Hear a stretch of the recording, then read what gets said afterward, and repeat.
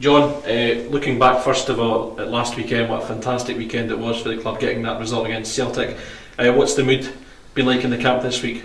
Yeah, well, obviously, the boys are elated after beating Celtic, and I felt over the piece we rode our luck a little bit, but we deserved it. The organisation, the way we played the game, and we took the game to them, and we were unlucky not to score another 1 or 2 goals.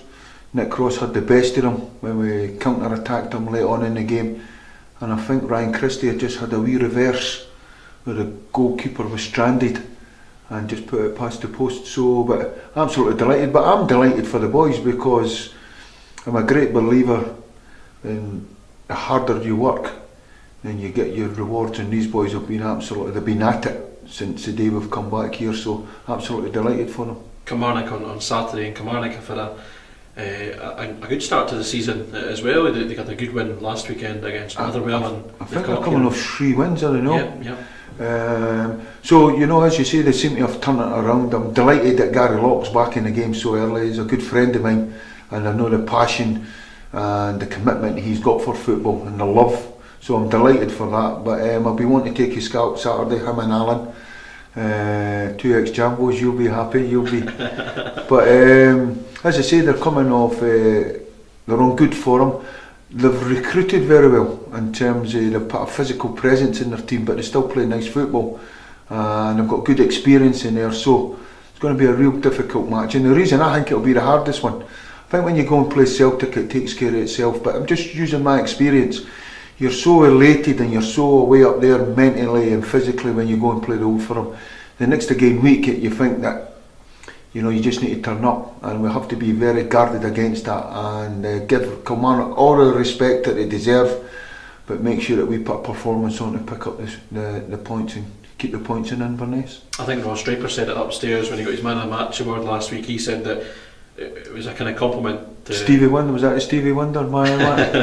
He looked ahead to next week against Kilmarnock and said, no, the lads are, they're focusing on the next game. They're pretty grounded bunch of boys, so that must please you as well. Yeah, they are a grounded bunch, and you were mentioning Big Drapes here. Big Drapes has absolutely been outstanding. He really has. He's got everything in his locker. He's really taken it on board to get on the ball, pass it. He breaks it up. He's strong. He's physical. All I would like for Drapes is 1 or 2 more goals, but that'll come as the season goes on. So, good all credit to him, and he's been he's a leader of men. He goes about his business in a proper manner. He's a leader of men, and that rubs off on the rest of them. But he's 100% correct. Done and dusted. Let's get through this game, Kilmarnock, and make sure that we're at it. All the work that we've done pre-season, leading up and going into the games, I just feel, and another reason I feel this is going to be the hardest one, it takes you 3 or 4 games for everything to settle down in the SPL, and everyone starts scrutinising what teams, who they're playing against, what was the starting 11, all that stuff, what's their style of play.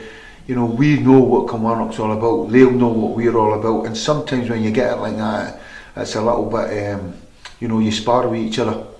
And sometimes it's not a great game. I says to the boys this morning, we're at home, let's make sure we get the supporters off their seats and go and put a performance on, and hopefully that'll be the case.